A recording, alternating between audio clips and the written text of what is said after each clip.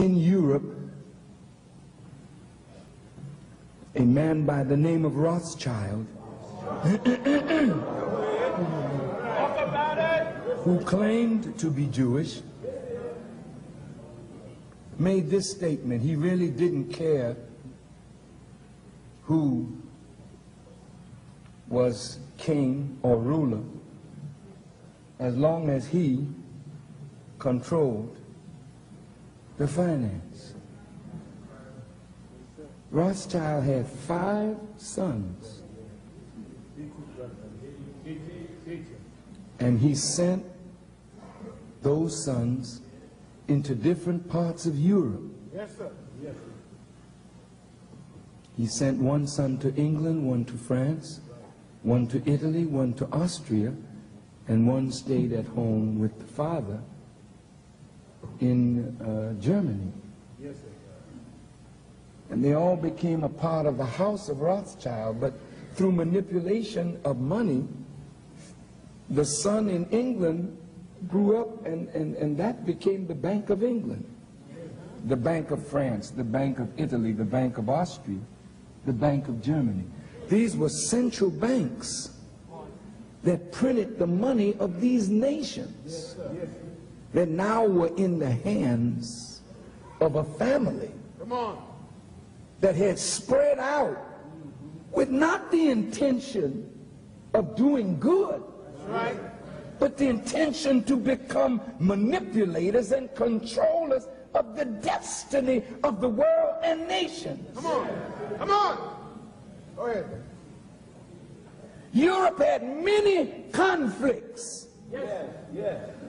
And the Rothschilds would finance both sides. That's right. Yes, sir.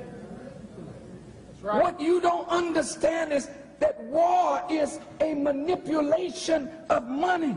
That's right. You think you're fighting for democracy. A war to end all wars. Let peace reign in the earth. This is the tricky language that the wise and wicked use to trap the poor and the weak. Are you listening? Come on.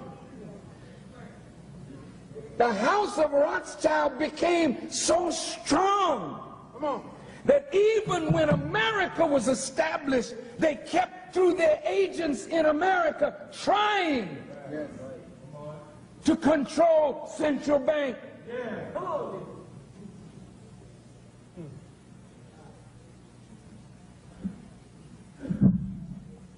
It hurt to read of the Civil War. People in the South didn't want nobody freeing the slave. That's right. That's right. I was not evil when I said that 75% of Jews own slaves. I didn't say it. You all wrote it in your history. Now wait. If you own slaves and they were the bedrock of your wealth, you did not want America free. Many were at the root of the Confederacy and the Confederate flag yesterday as well as today. Right. Abraham Lincoln was interfering with something bigger than just peace and war.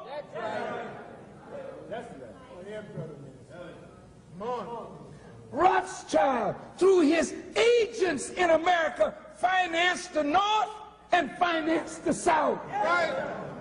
And more lives were lost of poor people who are idealists, thinking that they're fighting for these noble principles.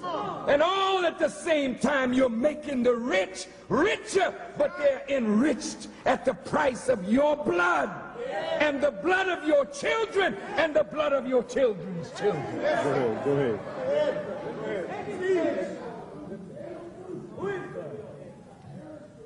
See, brothers and sisters, look. There are many people in the country that know this. Come on. Yes, sir.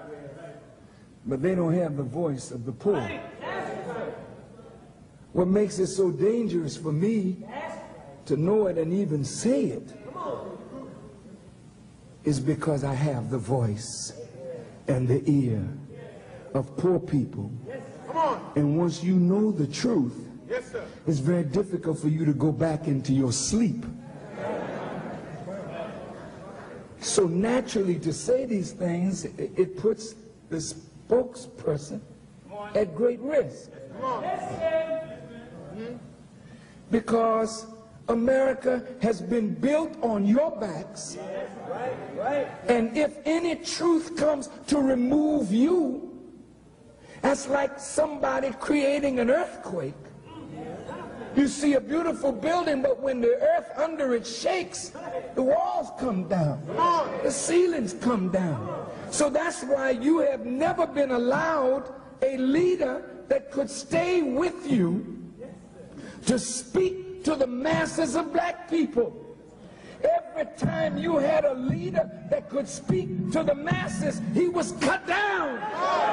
And he's cut down because the country is built on the backs of poor white, poor black, poor Jews. That's right. Come on. Look, brothers and sisters, in 1912, on December the 22nd,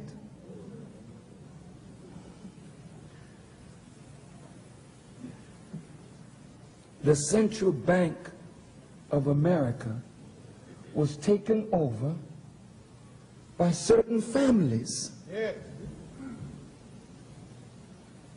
The Federal Reserve that prints the money is not owned by the government. That's right. That's right.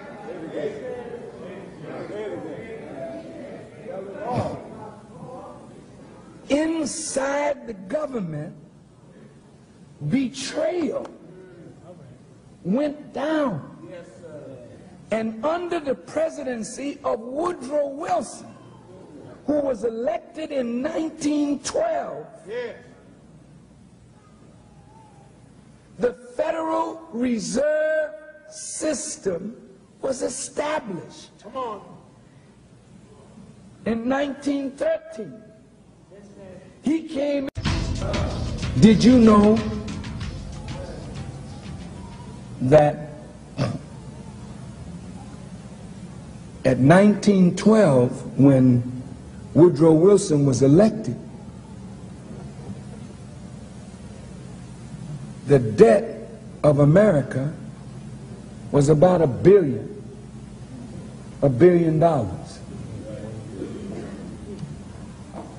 When Woodrow Wilson left office in 1920, the debt had risen 800 times what it was when he came into office. How did that happen? Now you say, well, how does this impact on you in 1995? Can you hold on a few more minutes?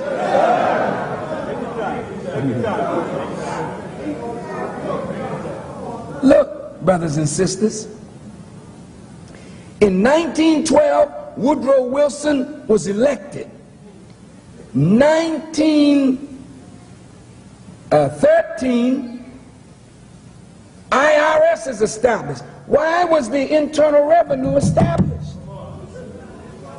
Because those who took control of the money knew that they were going to increase the debt of the country. And they had to have a way to recoup the debt. So the revenue was supposed to be a graduated income tax. This is the way it was put before Congress. Which, by the way, a graduated income tax is the second plank in the Communist Manifesto by Karl Marx. And what when you hear the Republicans talking about taking back government and giving it back to the people, it's because the government was moving the country on a socialist trend. Yeah. Oh man, look. This thing is deep. Yes, sir. Look.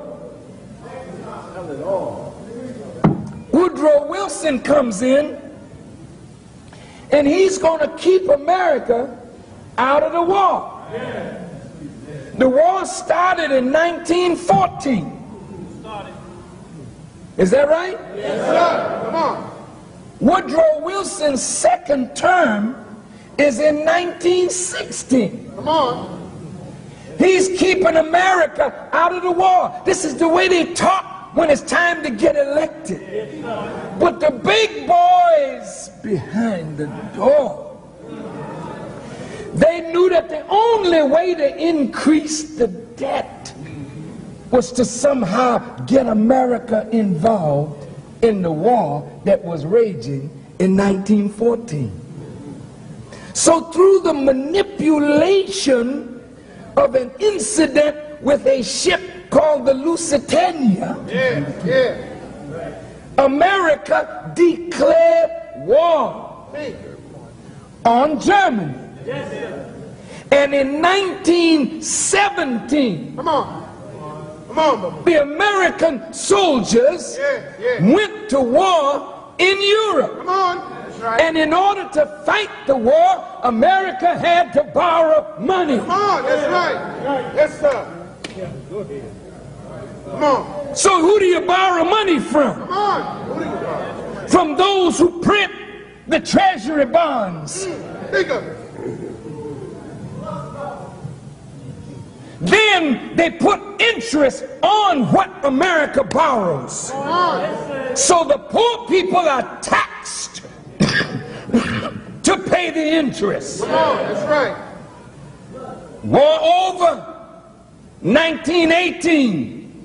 Woodrow Wilson leaves office in 1920, and America, that was $1 billion in debt when he came in, is now $8 billion in debt, 800 times. Come on, think of this.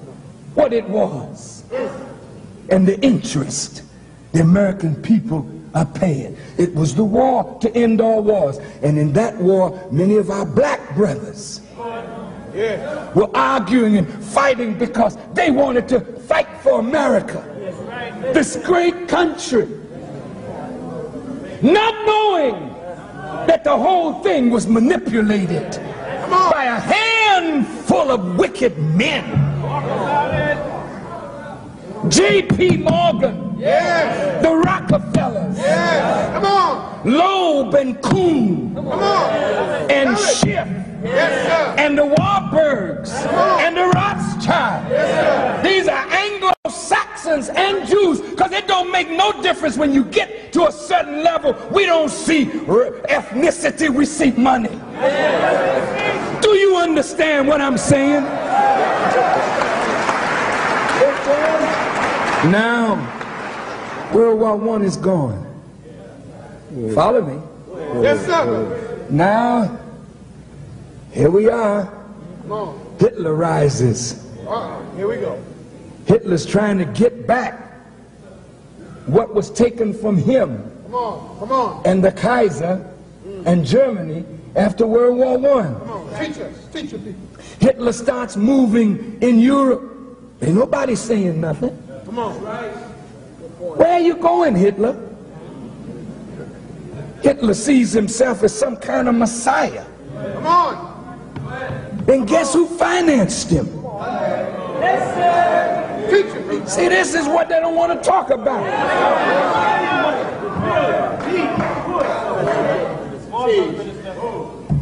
But Warburg and Rothschild, these are Jews.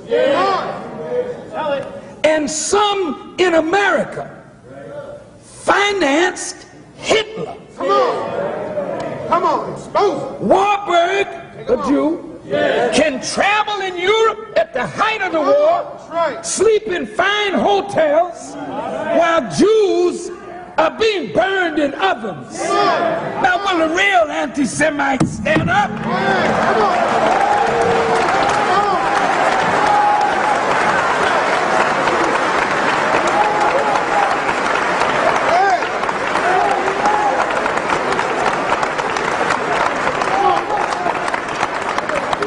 Now, look, this is known in certain circles.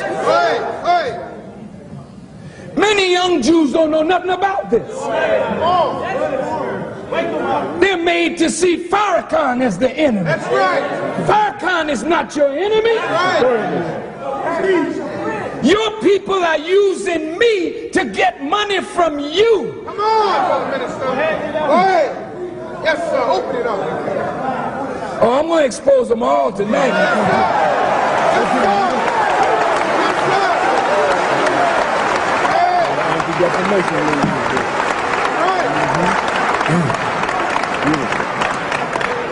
Yes, sir. They say the FBI was set up to catch criminals. Come on. Well, that's true. But the FBI is a criminal organization.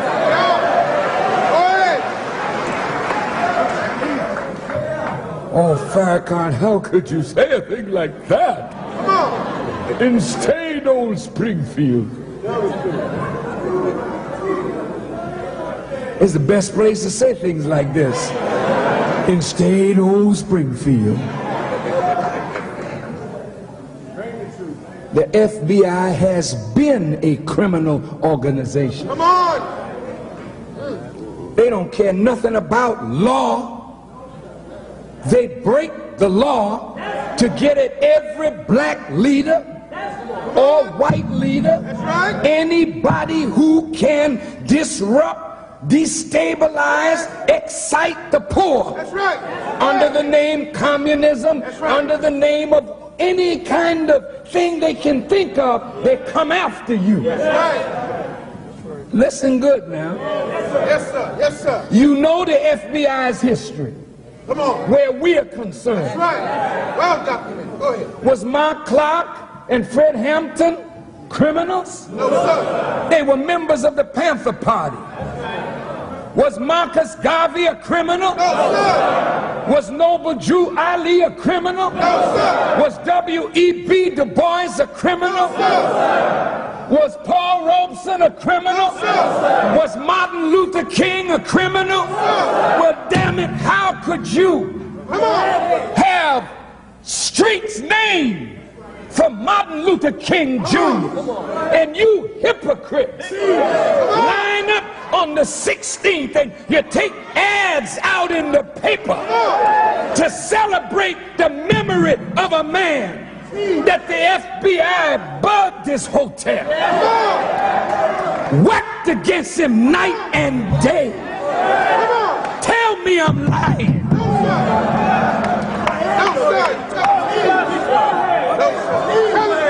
They hated Dr. King.